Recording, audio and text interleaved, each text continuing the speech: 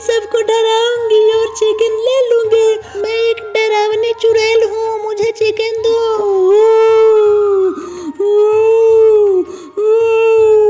अरे रिंकिया, कौन वो? अरे ये तो भूत है, भागो भागो भागो भागो।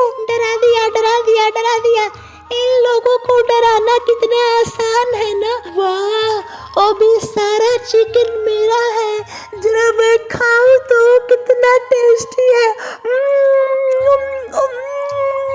रसीली आंटी के तो हाथ में जादू है, इतना स्वादिष्ट चिकन कैसे बना लेती है। मैं तो खाऊंगी।